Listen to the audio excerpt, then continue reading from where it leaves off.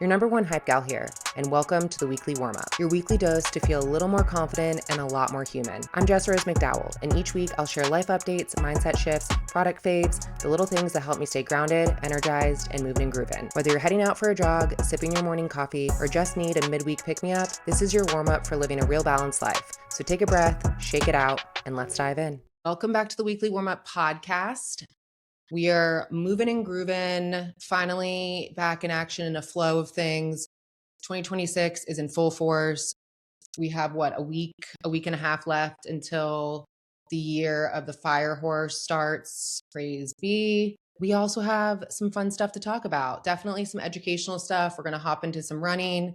And then I wanted to dive into a little bit more of mentoring as far as just how you can become the best version of yourself. So let's dive in. Wanted to start off quick and easy and just provide y'all 5 tips that actually matter and aren't the usual just hydrate nonsense when it comes to running. So 5 really simple, easy tips that you can incorporate into your day-to-day training routine that will make a difference. And trust me, you'll thank me. The first topic I want to talk about is running slower than you think you should most of the time. And I have been talking a lot about this on my Instagram as well, sharing reels about pace, about recovery, about strength training to be a better runner, but running slower than you think you should most of the time. So most runners, including myself, we will go on a run as if we are going to be in the Olympics. We wonder why we burn out, but we go out and we just want to run. We want to speed race. And I think that also comes with chasing the endurance high, probably our past traumas. We're wanting to run from our problems. We want to feel like we're accomplishing something. There's so many different aspects to it. And naturally, as human beings today, especially, we are just conditioned to rush, to get it done, to go fast, to do this, to do that, and not realizing how that could be hindering our performance and hindering our training in the long run. So yeah, we're not going out there every time thinking that we're going to be qualifying for the Olympics. But an easy pace should feel like you can gossip the entire time. And that's typically what we call a zone 2 pace. And the goal of this is building up the endurance and your stamina. So that way you can then eventually go longer miles, and you can go longer miles efficiently. Staying in zone 2 is super important because it's keeping you and your heart rate at a specific level to where you can withstand longer distance of endurance without your heart rate skyrocketing and then you feeling like you can't breathe or you have to slow down, putting too much effort in. Think about incorporating at least one slow run a week. It stinks. It's the worst. I hate it. And then we look at our statistics and stuff. Who cares? Who cares? And I would say if you're going to do a slow run, if you're a beginner, 3-mile marker is good. Try to do 4. 5 would be great. If you're that intermediate, I would definitely do the 5 or 6. And if you're advanced, try to get to like 8 or 9. We're not trying to run a half marathon or anything, but you don't want to just go out and do zone 2, 3 miles. When you do your next training, let's say it's speed work, now you're really diving into that VO2 max. Now you're really diving into your cardiovascular output with endurance. And then putting those two together, your body's going to adapt. So then you go on that more performance run where you want to pace. You're able to do it because you have the stamina from doing zone 2. And then you also have pace from doing speed work. This one's really, I'm preaching to the choir with this one, but warm up like you mean it. Everything feels obviously better after a warm up. Yes, 2 to 3 minutes. It's a brisk walk, light skips, you do your leg swings, high knees, a gentle jog. I will say skipping a warm up will only make you start slower. So for instance, anytime I'm going on a run, and especially, if it's a long run, I would count that first mile or 2 as a warm up. But if I'm going on a shorter, shorter distance run for more of that endurance speed work versus, or even like a track day, warming up is so important because say you're only going 3 miles because you're really working on pace. And so that's going to be breath work. That's going to be staying consistent. That's going to be probably pushing threshold. Not warming up is just going to completely mess with at least the first mile. And then what's the point? You know what I mean? And then if you're over pushing yourself, then that's where you can risk injury, or you're just going to be sore for no reason. Like you're putting more burden onto your body than you need to.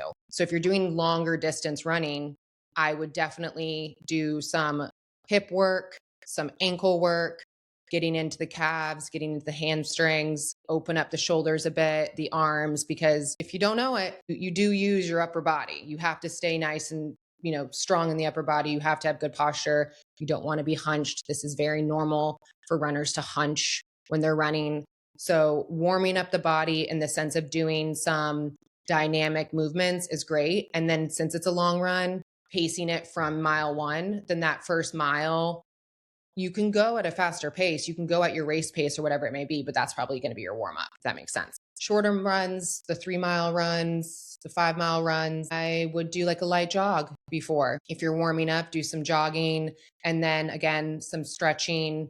It's just all about making sure that you were loosey goosey, but that you're preparing your body for the best output for that type of run. And then if you're doing track day, same thing. You're just running around the track a little bit. And then that's when you start picking up with your speed work. And you'll notice a huge difference. You really will. Like, for instance, the other day I was doing track work. We did 1 mile, just really easy jog, another mile threshold. And then we went and did 8 by 1 meter repeats and flying because you warmed up your body and your muscles are ready to go, especially in colder weather too. That's a really big thing. I mean, I'm lucky I'm in Miami. So the cold for us is a little bit different. But if you are in colder climates and you're bundling up and you're going from being inside to outside and you're freezing and you're not warming up, it is just going to put so much more strain on you than you even need. And your muscles, especially like the tears, just because obviously when you're running, you're working your muscles, you're tearing your fibers. What you want to do, you want to build up, well, not actually you're tearing down because we lose muscle, which is why we need to do strength training. But what I'm saying is you're just putting yourself into a position for something to go wrong. And with cold weather, especially, that's where you're getting more into like the tendon and ligaments too. So warming up is key.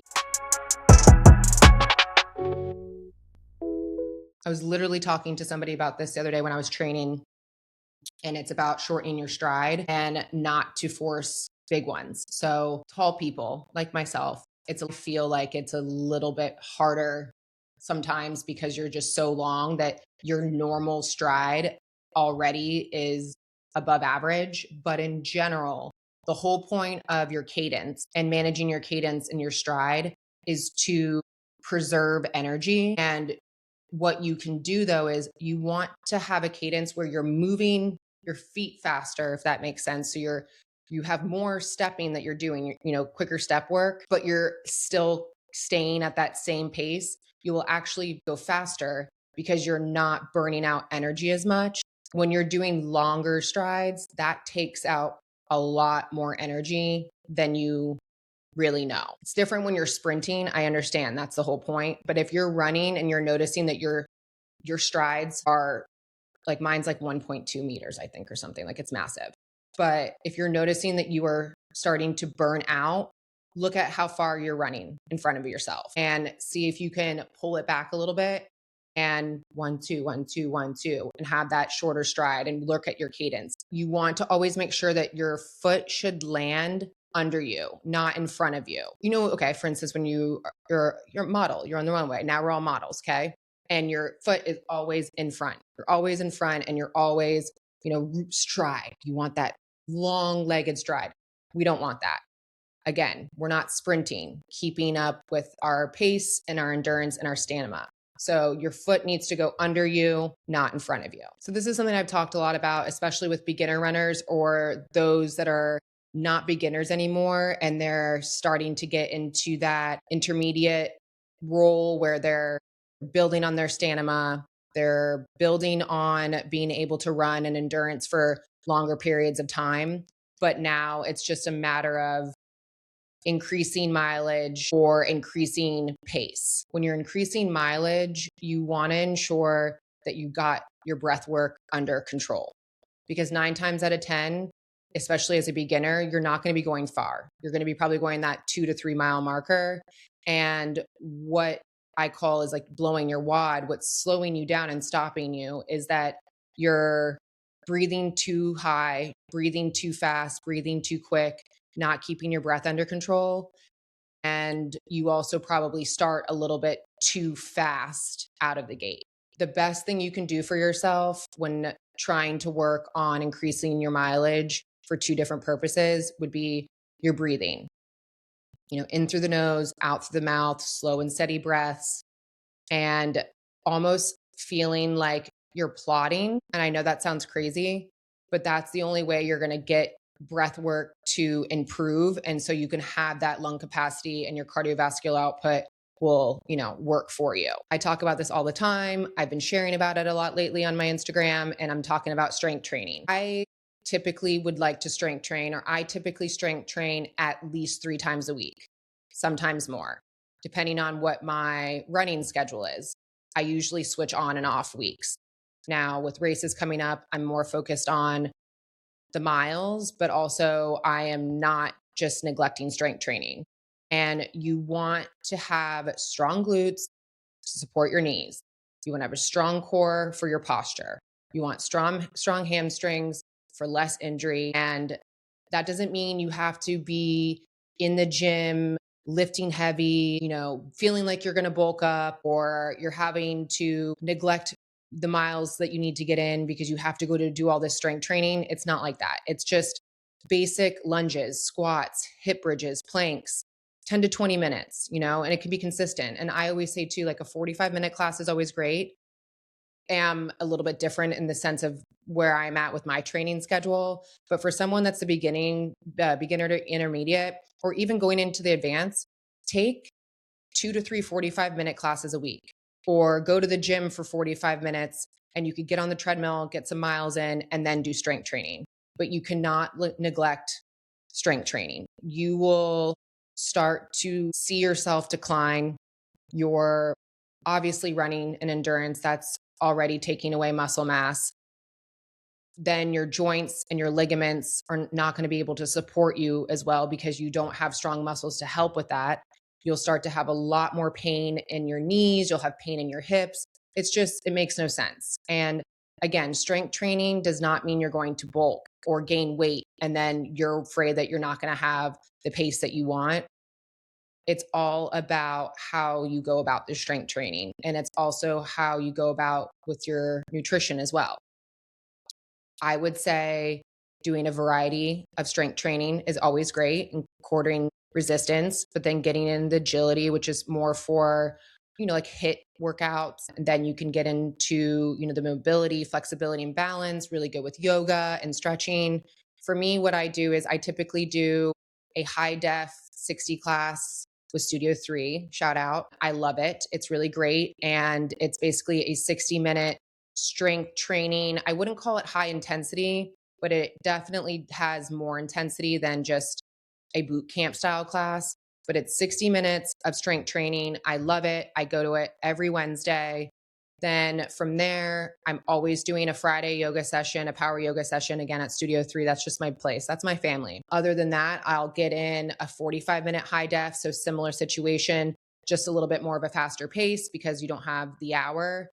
I'll dabble into some Pilates once in a while just for that elongating, or, your smaller muscles, elongating your smaller muscles, toning those muscles, which really help with then working your smaller muscle groups with then working your larger muscle groups. So being well-rounded, that's really going to help with that structure of, your tendons and your ligaments. You're going to notice the difference in your body tone and your body structure. It's going to be lean. It's going to be strong, and you're not going to be bulky. So don't think that. But also too, you could go into the gym and do heavy ass hip thrusts and deadlifts and free weights and use a barbell for everything, you bulk because of what you're feeding yourself. You don't bulk because of the weight that you're lifting. So you have to think about it like that. Either way, getting in that strength training. Next topic that I want to discuss, we're going back to the brain. And I like this because I'm a big proponent of journaling or writing things down, even if it's tasks that you have to do, what you want to do for the day, your goals, anything. It doesn't have to be just journaling. But brain imaging studies found that writing about your emotions calms the amygdala, yikes, your brain's threat director. Here's the neuroscience behind why it actually works. When you write about something painful, you're externalizing it, getting it out of your head and onto paper. This process helps create mental distance from the experience and reduces the cognitive load of holding on to it. Oh my gosh, absolutely. When I get done a full-fledged venting journal session, actually incredible how light you feel. As if you were getting a haircut or however you want to call it. I feel free, I feel light, I feel more connected, I feel more intuitive. It truly is the best therapy. Writing activates multiple brain regions at once, areas involved in memory, retrieval, decision making, and language processing. This complex cognitive task helps convert short term memories into long term ones, making it possible to reframe difficult experiences. Interesting. Labeling your emotions, even with explicitives, has measurable effects. It reduces activity in the amygdala, which increasing activity in the prefrontal cortex is part of your brain involved in planning and problem solving. This shift in brain activity moves you from automatic emotional reactions towards more deliberate responses. Instead of being overwhelmed by feelings, you create space to observe them and decide how to act. Yes, that is so major, especially when you're doing basically anything in life. For me, I have to write it out. I have to write it out. I have to build it out. I have to brainstorm. I have to process it. I have to vomit it. And I'm not kidding you when I say, when I do all that, the success that happens from it, the mental clarity that happens from it, the ability to feel like you are in control of your feelings, you're in control of yourself is really, really, really magical. And I know not everybody is big into writing things down. I don't know if it's the physical of writing things down or if it's the mental of writing things down. Try to do it in some sort of capacity. Like I said, even if it's listing things, even if it's doing it on your computer or opening your notes, trying to let yourself just word vomit and get it out and think of it like that. Think of it like, okay, I just need a dumpster dive right now or whatever it is. You know what I mean? And not think of it as I have to journal, I have to relieve my feelings or oh, I have to think about this and I really don't want to and I'm really not trying to think about this because what you're doing then is you're suppressing. So it's not really helping you in the long run. You're just holding it in the back of your head or in your frontal cortex and then eventually it's going to explode and it will be over something nothing even related to it, so you might as well just get it out. So think of it like that. Just think of it as your weekly dump, and you vent, you write it, you note it, whatever it is, and then you process and yeah, you move on. The shift in brain activity moves you from automatic emotional reactions towards more deliberate responses. Instead of being overwhelmed by feelings, you create space to observe them and decide how to act. Even making a simple to-do list activates brain recognition involved in reasoning and decision making. Did I not just say that? Look how I'm genius. Getting thoughts out of your head and onto paper helps you regain focus and feels less scattered. The research points to specific practices that make writing more efficient for emotional regulation and mental clarity. These aren't these aren't complicated, but the way you write does matter. Writing by hand requires greater cognitive coordination than typing does. This naturally slows your thinking process and allows more time for information processing and meaning making. I can see that obviously. When you're typing it, you can just spew, where when you're writing, you actually have to take the time to write everything out. Sometimes I go back when I read journals my journals that I fill up, and it's almost like I had an exorcism because I'm writing and some of the words do not make sense, or it's like dyslexia and it's backwards, or I've misspelled because you're just going. You sometimes black out. You don't need to write pages to see benefits. Brief daily notes about what happened, what you're feeling, or what you're planning can help reduce rumination, the mental loop that keeps you stuck on the same thoughts.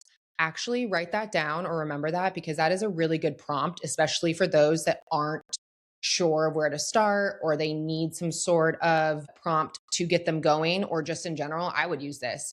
Brief daily notes about what happened, what you're feeling, or what you're planning can help reduce rumination, the mental loop that keeps you stuck on the same thoughts. One research backed practice is writing before you react. When strong feelings hit, putting them on paper first supports reflective thinking and helps you respond with more clarity and intention.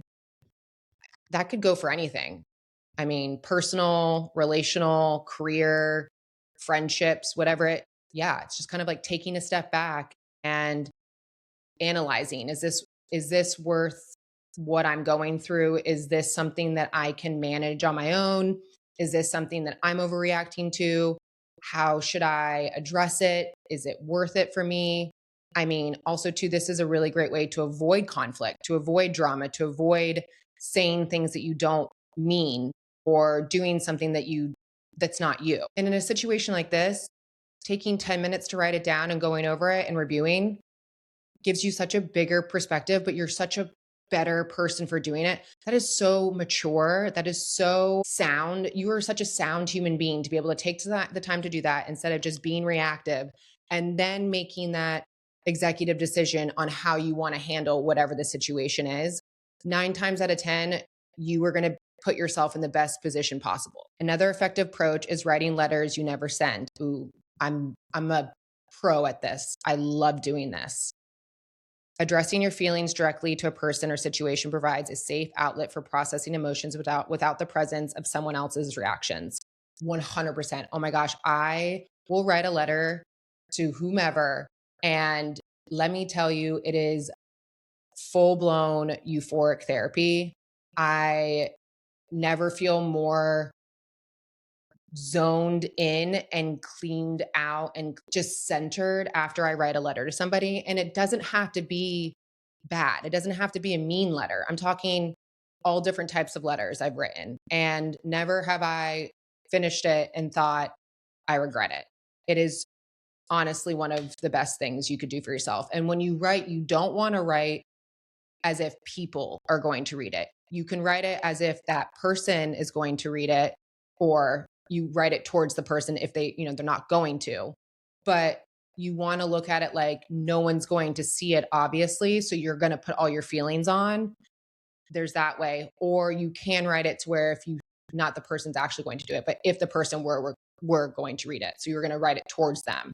So there's 2 different ways to kind of do it, but I've done both and I love it. Drafting something and revisiting it later helps you practice perspective taking, which researchers show strengthens self-awareness and builds confidence over time. Dang, is that a tongue twister? Later helps you practice perspective taking, which research shows strengthens self-awareness and builds confidence over time. There we go. Yeah, you got to process it. You got to treat it as a process. You can't just treat it as a chore. It will never work. You can't treat it as a chore, and you can't treat it as something that you have to do or that you have to get done, or you're not going to do it right and it's just going to be boring and you're not going to get anything out of it and it's just a waste of time. Your journal entries, the emails you draft, the lists you make, these aren't just words on paper. They're evidence of your brain adapting and regulating. They're proof of resilience in action. Yeah, that's pretty cool. I like that, and it's so true. So yeah, maybe that could be something you could work on. Also, we could tie that into running. When I run there, I have never felt more, obviously, like I get my runner's high, but especially when I'm needing to kind of run, not just for training, there are times where I want to run because I need to just run for clarity. I need to run to release. I need to run to just let my mind wander. Some of the best creative ideas, some of the best things that I have come up with that have in my life have been when I'm running. So you could also do that as well. Go for a run, start thinking about things. There are also times where I have stopped and started writing in my notes. use it as almost like your therapy escape, but also you're getting movement in, which is great. So you're building up that dopamine, you're getting all that serotonin in, you're, getting a runner's high, you're outside, you're moving and grooving, and at the same time, basically doing a brain dump for your mental health. Win, win. I mean, all around. Okay, so I'm going to just do a really quick weekly structure. So 4 to 5 days of running to give y'all that you can try it out and see if you like it and report back to me. So you're going to have one long run, which means you're going to gradually increase your distance each week. So you're going to start with 5 to 6 miles and build up to 10 to 12 miles. So that's the weekly structure, one long run. And again, this is 4 to 5 days running. So basically, this would be a 4 to 6 week process. 2 to 3 easy runs. So keep these at a comfortable pace, conversational. I would say these are the zone 2 runs that we've talked about. So you're going to do 2 to 3 easy runs. And again, this is a 4 or 5 day running week. So what you could do is on your easy days, you could incorporate some strength training because your easy runs are going to be probably 5 miles or less, unless you're wanting to work on a long run. But since we are working on the one long run, I would recommend keeping those easy runs 5 miles or less and then adding in some strength training. And then you're going to do one speed tempo run. So this is going to help build endurance and pace control. 5 miles with the middle 3 at a faster pace. So that means that you're going to run 5 miles and the middle 3, so 3, 4, 5, you're going to go into more of a tempo run, threshold run, meaning you're going to pick up your pace. Now, if you're going to do tempo, that would most likely mean that you're going to pick up your pace and then you're going to bring it down a little bit, pick up your pace, bring it down a little bit. That's fine. Or you could do it where the first 2 miles you're cruising, good pace, really comfortable. And then 3, 4, and 5, you're doing more of a threshold pace. And then the optional cross training day. But I would say that optional cross training day, more beneficial if you put in some sort of yoga, getting in some sort of mobility, stretching, balance work. And because we're doing the 4 to 5 days, obviously you want to take one day to rest. So that means you still have one day to literally put towards strength training on top of if you're doing your cross training day, but let's call that your mobility day. That right there is yoga. You could still go on a 2 3 mile run, like the 2 to 3 easy runs. That's where you're going to incorporate the strength training, if that makes sense. So you're going to have a yoga day, but on the 2 to 3 easy runs, that's where you're incorporating strength training. And you need to at least incorporate 2 days of strength training. And that can include the yoga as long as you're stretching, in the mornings or the evenings. It's really not that overwhelming. It's really not that bad once you lay it out and once you have pen to paper and once you start to actually make it happen. It's not as crazy as you think it is. I would suggest your long run be on a day that you don't feel rushed and on a day that you're able to enjoy the long run. There's nothing worse than packing on a long run on a day that you have a deadline or you have something to do or you have tons of things that you've got going on afterwards, so you can't really fully recover. But yeah, that's a little program for y'all. My ring light died. Cute. Follow, what's latest trends in fitness and wellness and health. And right now they're talking about the new pyramid. So the new food pyramid. And basically it's rotating, kind of going ground up on what the new food pyramid would be, putting at the top protein, dairy, and healthy fats, as well as vegetables and fruits. And then from there, bringing it down to the bottom, the most narrow part of the pyramid, as whole grains. Can agree on this to a degree because it also depends on the type of training you're doing. And it also depends on what your body needs to stay fueled and for the best performance output. Obviously, you want to have protein in your diet, and animal protein is the best form. Obviously, there are other ways that you can get your protein in, and I'm not going to knock it how you do that. But animal protein obviously is the best way to build, tone, have strong muscle mass.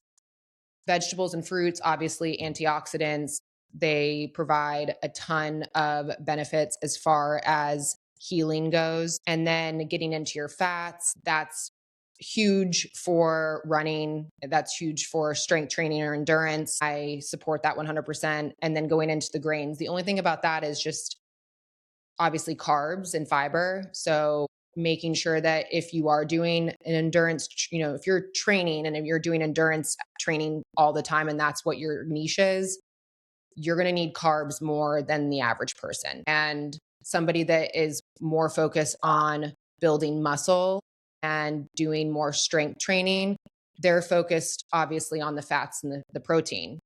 Whereas as a runner, you're focused on the carbs and the protein, and then obviously having the fats and the vegetables. So that's why it's just kind of, I've never been a big fan of the food pyramid because we know essentially that we should be eating whole foods, that we should be eating fresh meats, fresh fruits, not having a ton of additives and preservatives and fast meals and frozen things here and there. But at the end of the day, narrows down to what your body needs for what you're doing, the type of output you're doing, and then how your body burns energy. My body metabolizes so fast. So what I would need isn't what somebody next to me would need. So I don't know. I'm really partial with the food pyramids and it's pretty obvious. Obviously, we need protein and vegetables. And then from there goes in supplementation. I've talked about Primal Harvest a lot and I love Primal Harvest supplements, but in general, you're not taking supplements so that you don't have to eat vegetables. You're not taking supplements so you don't have to eat protein. You're taking supplements to better enhance whatever it is that your goal is in your life, even if that means having better hair. Obviously, if you ate fats, healthy fats, and you had omega-3s and you were just focusing on that, you would, that could go for your hair, skin, and nails because you're actually getting in nutrients that you aren't necessarily getting sometimes from the food that you're eating. So for instance, when I have my greens powders or I have my creatine, that's helping me with my training load, especially because I do higher mileage and have heavier training blocks. So my recovery needs to increase, and having the supplements helps to increase that recovery on top of what I'm eating and what I'm fueling my body. It's not just that greens are only for people that don't eat well, or greens are there because I don't have to eat my vegetables now. If you're thinking that way, we've got a lot of work to do. And then with creatine, that's the same thing. So creatine is going to support ATP, which is ATP production is energy that you are able to go out and perform at your best. That is what it is. And so we want to have that muscle strength and recovery. And especially for runners, better sprints, better strength sessions, more support with your muscle recovery between training days. So it's helping, that's what they're called supplements. It's helping supplement through your fueling. That is why I can't live without them. And I think that truly a pyramid should be made where that's included as well. I don't think there needs to be a pyramid anymore. Maybe there needs to be sections of just what is most important in nutrition and in health and wellness that will help you get to where you need to go, aka someone like me, actually. So you just need people instead of a chart. Long story short. Let's go into more mentoring, mental health, and just talk about maintaining confidence. I think especially going into new year, confidence can kind of start to go certain ways, or you're noticing, am I achieving this? I'm not starting to achieve this. What's going on? You're starting to compare with others. You're getting that pressure of feeling like I should have things starting to go and be done, right? So maintaining confidence is key, and it's easy to get caught up in comparison. There's moments of self-doubt. Building your confidence is something that you can actively nurture and it takes time. It's going to take a lifetime. What I've noticed and what I've done over the years, basically with small habits that turn into big habits that turn into a lifestyle. So I figured, why not share? Because we all deserve to be confident, beautiful, strong, capable, healthy women and men. Here they are. So I've talked about celebrate your small wins. Yes, small wins are sometimes more important than those major wins because the major wins most likely have happened because of your small wins. So it doesn't have to be a breakthrough for you to celebrate. And I think we have been conditioned to not allow ourselves to celebrate small wins because we need to do better now. Or, well, we didn't get to where we wanted to go. Or, I don't want to say you're embarrassed to celebrate the small win, but it's like, well, no one cares if I'm going to celebrate that. Like, it's not that big of a deal. If it's a win, it's a win. It's not that big of a deal. Like, toot your own horn, girl. Do it. You deserve it. It's a small win. And that small win is going to get you to where that big win that you really want is. Period. I'm delusional like this, and I'm such a big proponent with manifesting, obviously praying, depending on what you like to do, but visualizing your success. And visualizing could be pen and paper, it could be in your mind, it could be just future scene, but you every day are already where you are. You every day are visualizing your success. You're picturing yourself as the person you want to be. You are that person. Your visualizing can create just a sense of reality and remind yourself why you're doing what you're doing in the first place, what you're wanting to achieve, and where you're wanting to go. And this doesn't have to be career oriented only. This could be literally anything, as you wanting to get married and have a family, you wanting to have more children, or you wanting to step down or step up in the job that you're doing. It means anything. And the moment that I wake up in the morning until I go to bed, I am living and visualizing the life that I am in and that I want and that I have it. Like, I already have it. It's there. You will have better days on top of better days, letting yourself experience that. And it's easier said than done sometimes. I understand that. And especially different types of life stages and chapters you're going through. But the more you do it and the more you practice it, and when you start to feel that anxiety come up or that comparison come up, you might have self doubt or imposter syndrome. You literally have to say, no, that's not true. That's in the past. That's not true. That's not happening. What are you talking about? It works. Trust me. Positive self talk, that kind of goes hand in hand. The way we speak to ourselves impacts our confidence. You know, the past couple weeks, I've talked heavily about just neuroscience and how we speak to each other and how we talk to ourselves. And I mean, even in this episode, talking about writing things down and journaling, but the way we treat ourselves, not only in the physical aspect, but in the mental aspect, is how it's going to impact our confidence and how we are going to perceive ourselves in the world, how we are going to approach people or how people see us when we are out and about. Because if you are not feeling confident in yourself, you're not going to approach people. You're going to feel distant, and you don't want that. You don't want to be in a cocoon feeling like you can't go anywhere. So you really want to replace those thoughts with affirmations or reminders of how I always say it: you're strong, you're capable, you're healthy, you're worthy.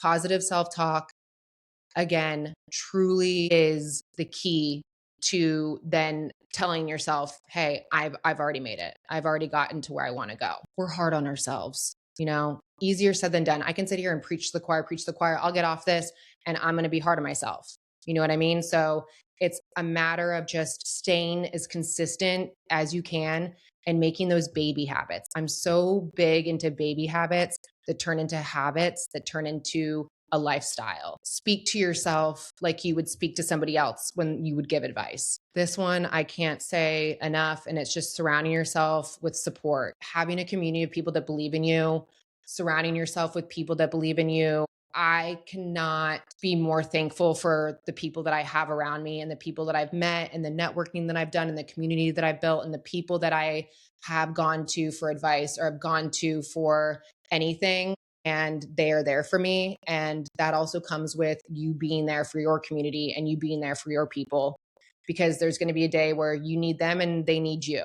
So you can't hesitate to lean on people that you trust or people that you look up to when times are tough, because that is the whole point. We are humans. We crave human connection and validation and acknowledgement. But yeah, I don't know what I would do without the people around me. Truly. It's just amazing. And I love that they're just so smart, like-minded, driven, talented, beautiful, kind souls. I'm just obsessed. So you got to have that for sure. And then embrace your growth process. Gosh, everyone goes through different growth and everyone achieves at different times and stages in our lives. And there's a reason for that. And really just understanding and being confident about the idea that obviously life isn't perfect, but it's not linear, and that your progress and your success and your growth path is not going to be the same as the person next to you, but there is a reason for that. And it doesn't mean that you are less than or that it's not going to happen. It doesn't mean that you don't have lucky girl syndrome or whatever these things that people call, or it's just not going to happen for me. No, it's that there's going to be a time and a place that will be right for you. And right now, you still have maybe some learning to do, or you still have some more personal improvement to do. And that's it. I cannot stress enough that you can just continue to learn. That is one thing. I do not want to ever get to a day where I feel like I don't need to learn anymore. So learning from your challenges, learning as far as education goes, taking every setback as a lesson and kind of dissecting it and looking back and seeing how areas that you can improve on, areas that went wrong and for what reason, and how you can then reroute them to get closer to your goals. Look at it as a redirection. Don't look at it as a failure. Don't look at it as a setback. Don't look at it as hitting rock bottom. You're being redirected toward what your ultimate purpose is. Will take away the negative self-talk, and it will keep you focused on what you really want in life. Because if you show up every day for yourself, if you're consistent, if you have the dedication, if you have the knowledge, if you have the community, if you have the discipline, you're going to make it happen. So think of anything in life as a redirection. Take that time to embrace that redirection. You'll notice how much you grow during that time. To once that redirection puts you into the place that you're going to, or where you needed to be, you'll be able to look back at that redirection, see why all those things happen. Food for thought.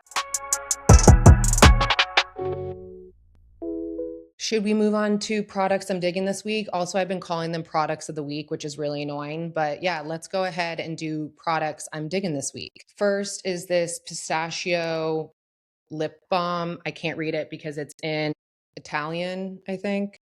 I got it in Europe. Really good, actually. It kind of has like an oil. I like it a lot. It's clear. The Body Shop Hand Balm Mango, really nice, thick, hydrating. Can't go wrong with that, right? I had to go find it. Sorry. I have been digging. So one of the products is the Kristen S clear gloss that I had on my hair. You can do it at home and it makes your hair super shiny. I love it. Obviously right now, don't even, but it is beautiful. Love it. You do it at home, like I said, in a box. It's great. And then their Kristen S working serum. I put this on, like I put it on this morning, and it's just a weightless shine, really good without making your hair look oily, and it smells great. And then last but certainly not least is this Makeup by Mario blush that I've had for a hot minute that I'm absolutely in love with. It is in shade Pale Petal. I love it. It just a little bit goes a long way. It's the perfect pink, and I always mix it in with a little darker blush. And then it has a little blending. Have you guys like heard anything I said there? Has a little blending wand at the end. So yeah, those are the products I'm digging this week. We just finished another episode. I hope you enjoyed it. We're getting guests to come back on soon. I just wanted to take some time to do solo episodes because I felt like I also had very much heavy guest episodes, and it was important for me to, just be here one-on-one with y'all and share a bunch of stuff. Guests will be coming up. That's that.